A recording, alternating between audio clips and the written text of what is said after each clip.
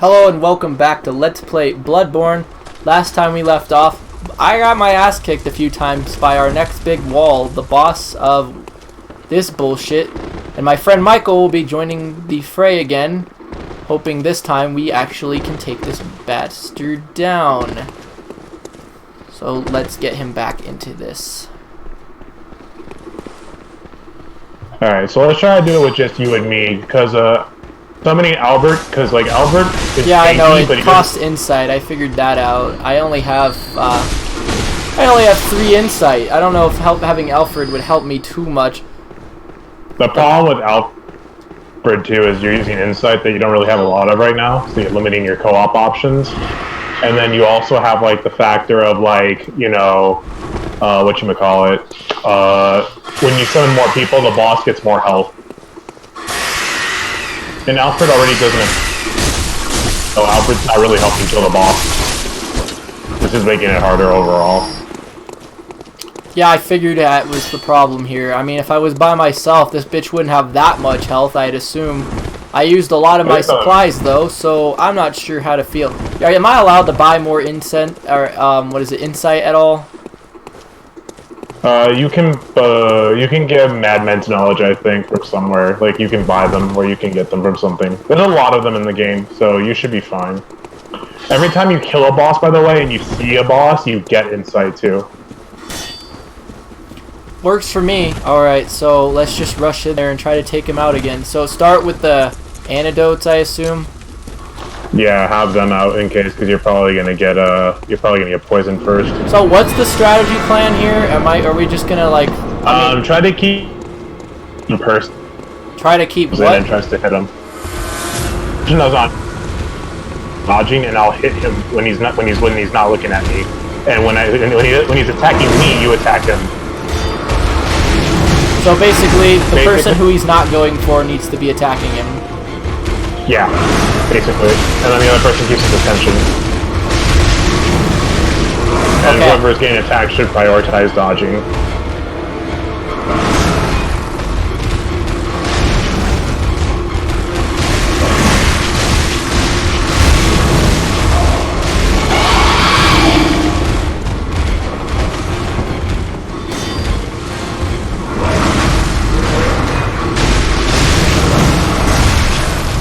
Holy shit, poison. And he's already almost dead. Alright, so...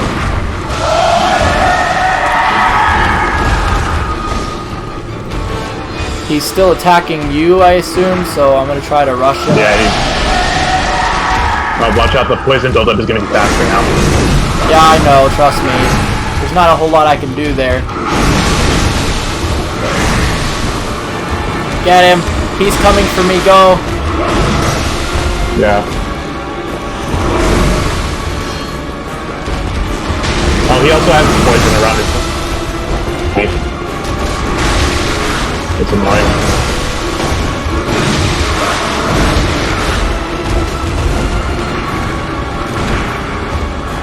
You bitch. Crap.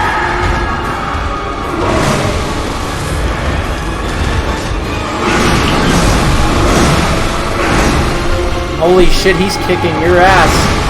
And he won't... Oh, he what? And I got the antidote. He's not...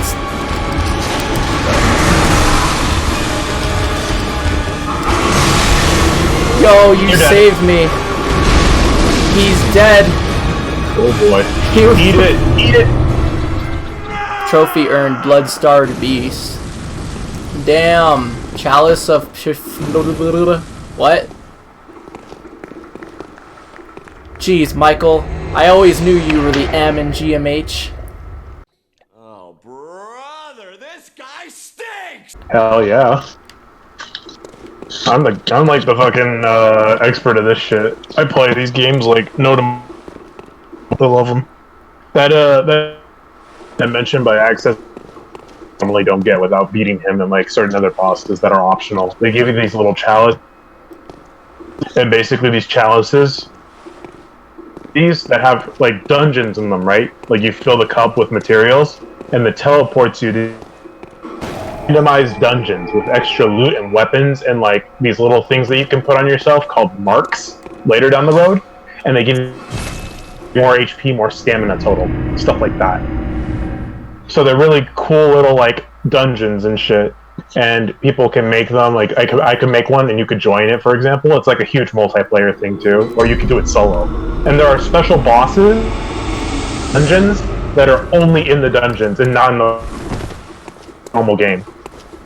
To complete the game, and you wanted to fight every boss for the playthrough, you'd have to go through like all of these chalices until you get to like the very last one where there's a special boss and she gives you a trophy for beating her. Like it's necessary for. Makes sense. I've seen some tough-ass bosses, though, and I just realized now that we've killed him, you're not going to be able to spawn in. So I went back to Hunter's Dream. Yeah, you pretty much got everything in the area anyway. The only thing in that area that's left for you to do would be talking to that gun guy when you get him, like, to be nice to you. Like I mentioned, there's a boss that you'll fight later that's optional. I can help you get to it later on in a different episode, if you need to. And basically, when you kill that boss, you can go talk to him, and he'll give you his badge and stuff, and you can get some new weapons and stuff from him. And he won't shoot you anymore if you, when you're talking with him, if you promise not to, like, kill anything more. Because he's protecting the monsters.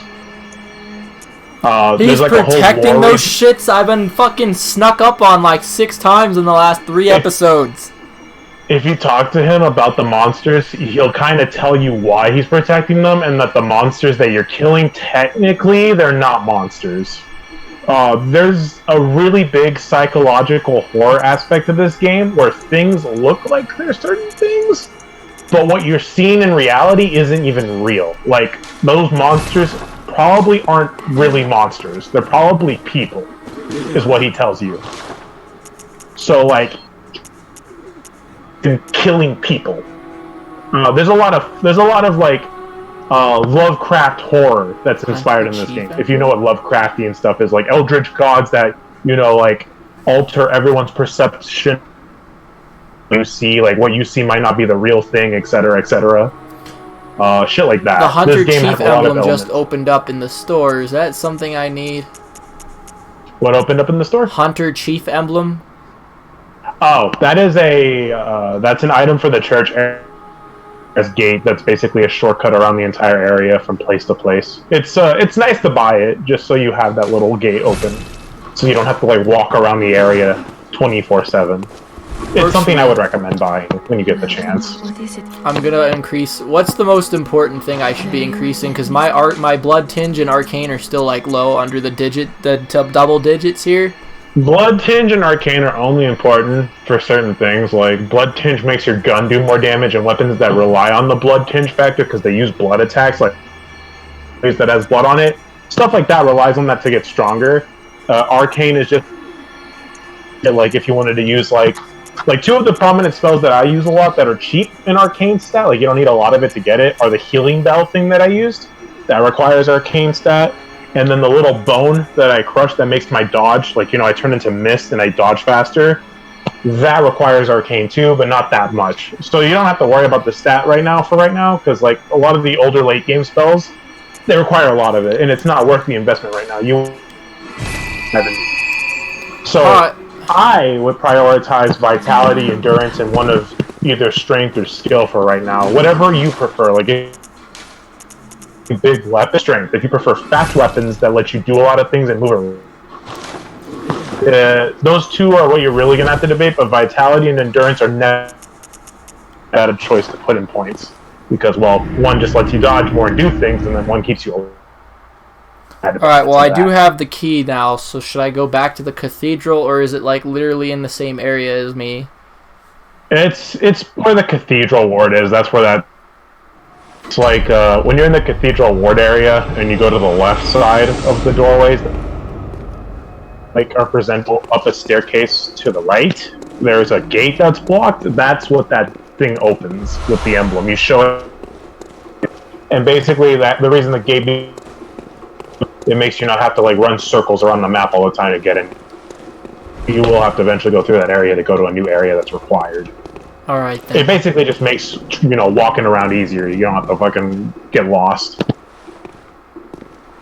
Alright, well now that that big bitch is defeated, I need to figure out where I'm heading next. That's for sure. Your next boss that needs to be done to progress in the game is going to be in the church area. It's going to be in the ward area. So I have to go back to the cathedral again? Yeah, the cathedral ward is the next area. That's where the next required boss is. You killed an optional one, and you got some new features in the game unlocked. So this you have like bitch was optional? now.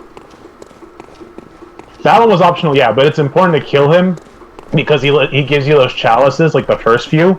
Like when you beat that chalice, right, you'll get another one, and then it unlocks. And if you want to do like a complete playthrough of this game, Greg, get all of the chalices because there's special bosses that are only in you fight them. I know for sure I just want to beat the final boss. Anything following that will probably be just on fan demand. True like enough. I still have to do my stream on Let's Go Pikachu, which is extra. The problem with doing the chalices, the problem with doing the chalices after the final boss is like the one you got from the beast right now. They're extreme. You kill everything in one hit, and the boss will die like without a challenge. That's why most people recommend when you're playing the game to go when you get challenge with them, because then the bosses will be stupid, and it actually, you get the best experience from it. Obviously, to go after you beat the final boss and you're like level 100 or something. This is designed for like level 20 or 30. I'm like level 20 something. Alright, so I'm back at the cathedral ward, and this old lady's still sitting here. Yeah. She's gonna be there. So basically, you have like two choices now. You could choose to either go to the mandatory boss, or try to go into the chalice and explore determined dungeons are. Get a. I like the dungeons a lot. Part of the fucking game is these dungeons and the most craziest bosses when you get through them. Like, there's some really cool bosses in there. I highly recommend going through the chalices first when you get them. I probably will. I just need to know which direction to go in. You said there's optional stuff to do, and I know optional stuff is always good for extra power. Yeah. We did the only other option. Now the only that are open to you right now. What the chalice fuck? You got from... Wait, what's going on? Ah! Oh, you got. Yeah. What just happened? What? What the fuck was that? Did you? When you watch the video, you'll see it. What I'm talking about, because you'll know, because my reaction will come up here. But like, what the fuck was that? I stripped an armor suit and a fucking invisible hand grabbed me out of nowhere, and then I wake up in the field. I know what that thing is. Okay, look, there is a thing there that you can't see yet. It exists, and that thing that killed you is real. Oh, I didn't die. I'm just severely injured. Like, I literally just had to use 2 blood vials for no fucking reason. Yeah, that thing, there's the equivalent of a gigantic, like, 6-armed giant spider creature on top of the building that grabbed you. The only reason you can't see it is because there's a mechanic in this game where insight lets you see things that are there that you normally can't see. I told you, there's a lot of reality warping shit in this game, where if you don't have, like, the cosmic knowledge in the game, aka the insight factor, you can't see things that are actually there. Yeah, so I got some fucking cosmic knowledge right here. So it's real, but your character's mind can't see it, because you don't have enough insight. I used like 90% of the insight getting your help in this boss fight, and it was optional, so... Yeah, that specific thing that grabbed you, for example, until you have at least 40. When you have at least 40, you'll actually be able to see him on the building. I have 6 at the moment, so you're telling me I have to build it up? Yeah, the more you get, the more things that you see that... So, it reveals... It'll show you how they actually are, and then it will show things in the environment you don't normally see. So like, for example, you know those guys in the church that like have those little lamps? Yeah. When you have enough insight, you actually see what they actually look like, and the lamps actually have eyeballs on them. And then enemies are stronger the more insight you have, because you see what, so they get stronger. Okay, direct me to the entrance to that optional place, and that's when I'm gonna end this video. It's in the Hunter's Dream. The chalices are in the Hunter's Dream. You have to access them from there. You know those gravestones that are like to the, like, you know the little like fountain guys right near the doll that you purchase stuff from? Those gravestones, then, that's you know, the like, optional entrance that I need to be at? Yeah, all of these, every single one of these gravestones that leads up that little path into the house, like the numerous ones, not like the first 4 near the doll, the other ones, these are all makeshift altars that you can make a ritual chalice from, like the one you got from the boss. And this is where you create them so you can go into the dungeons. These are like dungeon altars that you make. I'm not gonna lose my shit if I die and perish in these bad boys, am I? Oh yeah, you'll probably die a couple of times, but like the best experience for these places is to go in while you're not high leveled, because if you go in too high leveled, it's not going to be any fun, and you'll just kill everything in one hit. Nothing will be a challenge to you. So, in my opinion, you should start doing those next, and then try to go for the mandatory boss afterwards, like after you've explored a few of them. And you'll still have a challenge with the mandatory boss, don't worry. Like, even if you level up from doing those dungeons, the next boss is hard. The next boss is hard. So, I would, even though like you want to go that way, I would still recommend doing the chalices, because you need to get stronger, because she is a pain in the ass. Okay, so first ritual altar, that's it? Chalice ritual, chalice dungeon, search by chalice glyph? Yes. You go to like the chalice thing, you go to chalice ritual, and then you choose the Thumerian chalice, or the first one you have, or the only one you have. It says you need like 2 ritual blood and 1,000 blood echoes, and you can make it. If you have the items, you just hit X on it and you make it, and then you can start exploring it from the first area. Every chalice dungeon, by the way, usually has 3 to 4 areas, like 3 or 4 sub-levels with their own bosses in each level. Okay, and sometimes some bosses will repeat themselves, and sometimes in these chalices you'll fight bosses that were in the story. So, like, for example, like the cleric beast, you might fight him again in there, like a different version of him with different moves and different attacks. Good, because Brian is telling me that he's doing different things to him. So this is a secret. This is basically a dungeon that I have to. This is an optional dungeon I can access from here at any time. Then. Yeah, basically. And these chalices, the more you get them, there'll be different versions of the dungeons with different bosses and random like loot and layouts. There are certain dungeons though that have predetermined loot, like, you know, those claws I was fighting with earlier? There is a dungeon that has them in there in a sarcophagus. There's treasure, by the way. There's hidden treasure in each of these dungeons if you explore everything. And you can get, like, you know, materials to make new chalices. You can get stuff for healing, more bullets. You can get things that, like fire paper, wool paper in here. Treasure. So it's also good for getting materials. Cool. I got a lamp in here, too. So I guess I can return here from that other headstone, too? Yeah, basically. And yeah, like I mentioned, there are exclusive weapons that are only in there. And there are also exclusive armor sets that are only in there. Like, there's literally a piece of armor that you cannot get unless you play through that. And, like, you fight a certain boss, then you can have this full armor set that you can buy in the Hunter's Dream from one of the... You know where you bought the bell, right? There's an armor set that you can buy from there when you kill that boss.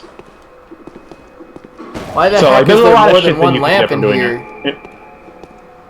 You have one lamp in there right now just because you're in the first area. There's more lamps that you get throughout the area. Every time you beat a boss and stuff like that, and you go to a new level, there'll be a new lamp. So you can go to that lamp. I meant there was 2 lamps on this optional dungeon right off the bat. Oh yeah, one is where you start off, like how you get into the dungeon, and then that other lamp is just like, you know, home base right there for that level. It's always like that. Kind of redundant, I know, but they just do that. That makes a weird amount of sense, but this is a huge place in here. My God. If I were to ancient exit sentence is the huge. game right here, would it save me right here, or does it start Yes. me at Hunter's Yes, Dream? it would. What the It'll save you. fucking hell? Oh, you want to go, asshole? Fucking bitch, throwing shit at me. You cheapo. Let's go. I'm gonna. Oh my god! No! Why?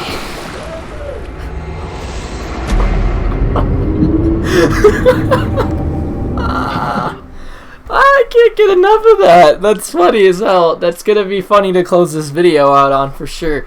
Okay. That's a lot of shit to take in, but you heard it here, I suppose. I don't know how well I'm gonna do, but I suppose you'll have to come back next time to find out what happens. Thanks for watching, and I'll see you next time.